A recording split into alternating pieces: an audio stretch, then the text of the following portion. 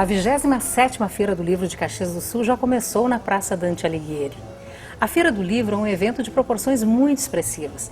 Em 2010, mais de 300 mil pessoas participaram do evento. Mais de 70 mil obras foram comercializadas. Em 2011, estima-se que as vendas cheguem a 80 mil livros. Quando a feira começa, parece que a cidade se transforma, como se ecos de uma outra primavera fossem ouvidos. Como se os galhos das árvores fossem feitos de páginas de livros e a praça, como a ágora grega, se reforça como espaço de convivência democrática e recebe a todos de braços abertos. A praça passa a ser dos livros, dos livreiros, dos leitores, dos escritores. Com o apoio de faculdades anglo-americano e sempre bonita Concept Lingerie, trazemos até vocês mais um programa Janelas, Inovação e Sustentabilidade. Nossos convidados de hoje, os escritores Marcos Kirst e Marco de Menezes. O jornalista e escritor Marcos Fernando Kirst foi o patrono da 26ª Feira do Livro de Caxias do Sul, ocorrida no ano passado. Natural de Juí, mas radicado há vários anos na Serra, é autor dos livros O Gato que Não Sabia de Nada, infantil, e o romance Dois Passos Antes da Esquina.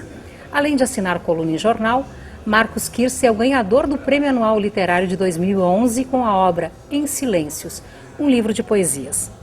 O patrono deste ano, Marco de Menezes, que além de poeta e editor, sócio da editora Modelo de Nuvem, também é médico graduado pela UX. Marco de Menezes é natural de Uruguaiana e está radicado há mais de 20 anos em Caxias. Participou de coletâneas, antologias regionais, assinou letras de músicas, trabalhou como letrista em trilha de curta-metragem, organizou e apresentou a coletânea que reúne a produção de 3 poetas contemporâneos de Caxias do Sul. Em 2009, lançou o seu 3º volume de poemas, Fim das Coisas Velhas, pela editora Modelo de Nuvem, da qual é sócio. Por esse livro, em 2010, recebeu o Prêmio Açorianos na categoria Poesia e Livro do Ano. São 2 prêmios, portanto. Neste ano lançou Ode Paranoide, livro de poemas com ilustrações de Marina Polidoro. Os outros livros de poesia publicados, além do já citado Fim das Coisas Velhas, são As Horas Dragas, Pés de Aragem e Ode Paranoide. Sejam muito bem-vindos ao nosso programa. Pois é, eu queria começar, Marcos, que tu contasse a tua experiência, como é que é ser publicado. Porque eu sei que escrever já é um exercício bem complexo, né? Eu acho que quando chega o primeiro livro, deve ser uma emoção muito grande, né? É uma emoção muito grande, especialmente no Brasil, né? Onde a gente sabe que é um país que ainda luta com muita dificuldade para aumentar o número de leitores qualificados de norte a sul, né? A gente trabalha muito em todos os âmbitos para conseguir fazer com que essa legião aumente cada vez mais. Então, eu sempre costumo dizer que escrever até é a parte mais fácil, relativamente falando, desse processo todo. Difícil é fazer com que aquilo que você escreveu seja lido. Para isso tem que ser publicado, tem que encontrar uma editora, né, que decida adotar o teu texto, o teu material e levar isso a público por meio da edição. Então, é um momento impressionante porque é quando esse ciclo todo começa a se fechar, né, quando tu de fato chega a público por meio do livro, né, por meio de uma obra que você ficou gestando durante muito tempo e começa a ter o retorno das pessoas que te leram. E isso transforma o teu trabalho, isso dá uma amplitude muito maior para o teu trabalho, porque o livro sai da gaveta e começa a ganhar o público. A partir disso, começaram a vir outras edições, quer dizer, vários livros, como tu já citaste, de criação pessoal, como o Infanto Juvenil, O Gato que Não Sabia de Nada. Aliás, é a história do meu gato, tá? Não é do teu. Dos nossos gatos, porque todos, né? Ele é igual. Todos os gatos do gato, a gente né? lia rindo lá em casa, porque absolutamente o comportamento do nosso gato. E é esse tipo de feedback que você começa a ter por meio da literatura impressa e publicada. Até acho que tem algumas questões a serem discutidas depois, até com o Marco, sobre isso. O Marco é proprietário, sócio proprietário de editora, sabe como é que esse mercado funciona. Mas hoje em dia ficou mais fácil publicar.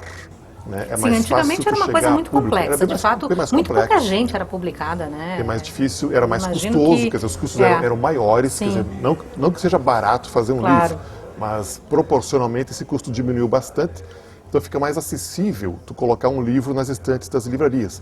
O grande desafio que eu acho que permanece até hoje como fazer com que o teu livro seja escolhido, como fazer com que o teu livro seja lido. Dentre tantos. Né? E seja não só conhecido, como reconhecido enquanto literatura, enquanto arte literária.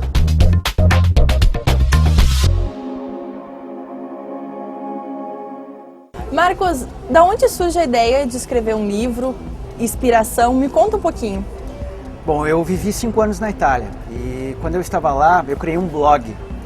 Vivia muitas situações diferentes no cotidiano italiano. Embora a gente tenha a nossa cultura italiana aqui, é uma realidade muito diferente lá. E então eu senti a necessidade de escrever contando um pouquinho das experiências que eu estava vivendo lá. Passado um tempo, eu achei que tinha um material que poderia ser aproveitado. E aí resolvi fazer uma seleção dos meus textos e participar do Financiarte. Fui contemplado agora no 2º semestre e o livro está aí. E como foi escrever esse livro? Olha, a escrita, no meu caso, escrever nunca é fácil. Eu digo por mim, não é fácil. A inspiração, ela não chega de uma hora para outra. Eu acho que é um processo criativo, ele leva tempo, é trabalhoso. Acho que a gente tem que estar sempre lendo, buscando influências. Comecei a desenvolver a minha escrita aos poucos, né? Esse livro surgiu bem despretensioso. Então, depois que o escritor termina de escrever o seu livro, o próximo passo é procurar uma editora, né? Isso realmente é uma questão bem complicada, é uma etapa muito difícil na vida do escritor, principalmente pela primeira vez, porque ele tem que escolher uma editora e também ser escolhido pela editora, né?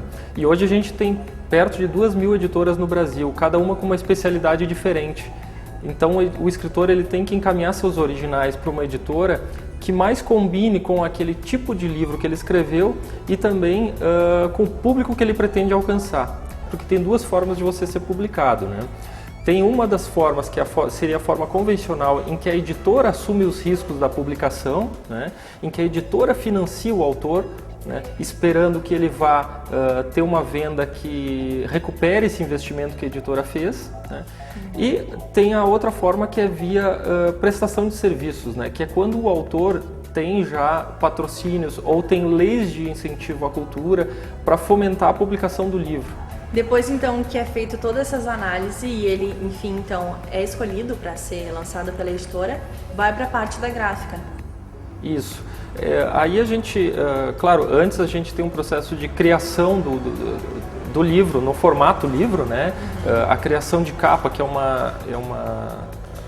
uma parte da cadeia da produção do livro, que exige muita percepção do marketing, né, do produto. O livro todo definido a campanha de lançamento dele, de marketing, definido todas as questões que vai estimular as pessoas a procurarem o livro, aí realmente ele vai para a gráfica para ser rodado. Fontana, então, depois que o livro já é editado, vem aqui para a gráfica, qual que é o primeiro passo, a primeira coisa que vocês fazem? Após receber os arquivos do nosso cliente, nós passamos então na editoração eletrônica, onde todas as imagens, todos os arquivos, desde da capa até o miolo, com todas as suas páginas, vão ser processadas, imposicionadas para formar cadernos, para que se possa dar continuidade no processo na impressão. Aqui o Valtuir, então, ele faz a revisão dos arquivos que foram processados na editoração eletrônica, faz uma revisão e a partir dessa revisão ele dá o comando para fazer a gravação através do CTP, que é uma transferência direta da imagem que está digitalizada na tela do computador para uma matriz de impressão.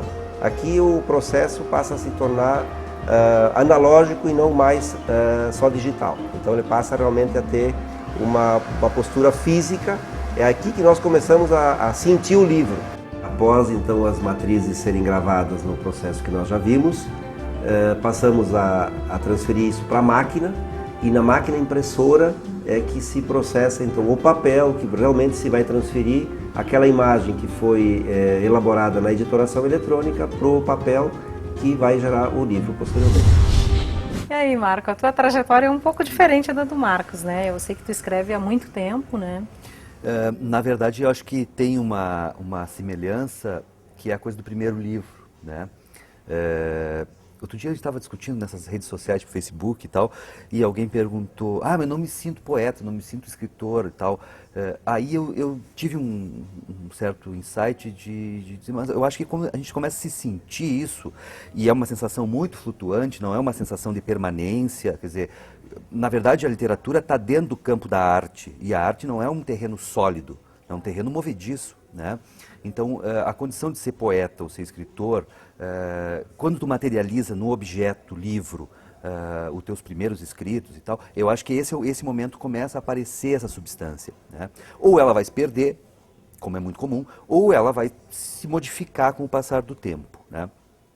Então, nesse aspecto, eu acho que nós temos uma... Porque é muito difícil, assim, na verdade, assim, se assumir como escritor, ou se assumir como poeta, é uma coisa meio complicada, porque, às vezes, é necessário um tempo grande, assim, demorado, para tu realmente um amadurecimento, digamos, pessoal até, né? E que, em alguns casos, pode ter uma obra muito boa, mas tu não vai conseguir ter paz com aquela condição de ser escritor ou não. Então, não imuniza ninguém ser poeta ou ser escritor, né? Nós continuamos no mesmo nível que qualquer ser humano, né? Eu acho que o século XVIII, século XIX criaram uma imagem do escritor e do poeta como alguém acima das pessoas normais e tal. E, na verdade, a gente sofre dos mesmos danos e das mesmas delícias do que qualquer outro ser humano, né? Então, eu acho que um programa como esse é importante para a gente até desmistificar essa coisa. Nós estamos porque deve ter muita gente escrevendo e imaginando, né? Que talvez até nunca queira publicar. Você está escrevendo para si. E tem um elemento terrível que eu acho, que é assim, infelizmente essa cultura da celebrização, ela invadiu a literatura. Então, hoje, se tu não aparece na mídia, se tu não aparece aqui ou ali, tu acaba enlouquecendo, ou, meu Deus, se diminuindo no teu trabalho. Mas, na verdade, isso não importa para quem escreve. Por outro lado, o Caxias tem demonstrado uma força, uma potência. Falo agora como editor, né? Nos últimos anos a cidade começou a ter novas editoras, começou a se tornar um certo polo editorial, né? E é muito bacana que haja essa multiplicidade, né? São várias as linhas editoriais possíveis.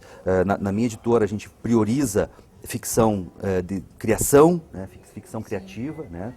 Poesia, livros infantis juvenis, livros de arte, basicamente por aí, né? Mas a gente tem uma gama grande de gente publicando ensaio, gente publicando autoajuda, enfim, crônicas, enfim.